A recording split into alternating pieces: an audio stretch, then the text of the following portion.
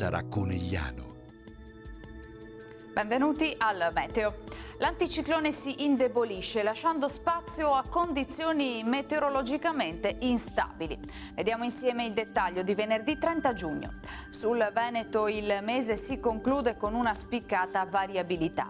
Inizialmente spazi di sereno alternati ad annuvolamenti e piogge sparse. Nel corso del pomeriggio però tendenza a progressivo peggioramento con precipitazioni via via più diffuse. Temperature ancora stazionarie, minime tra 16 e 18 gradi, massime sui 25-29 gradi.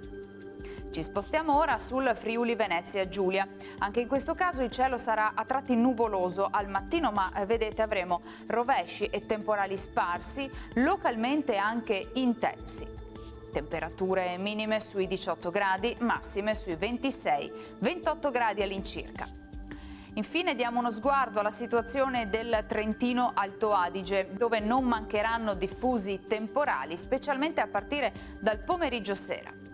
Temperature minime intorno ai 17 gradi, massime sui 25-26 all'incirca. Dal meteo per ora è tutto, vi auguro un buon proseguimento in nostra compagnia.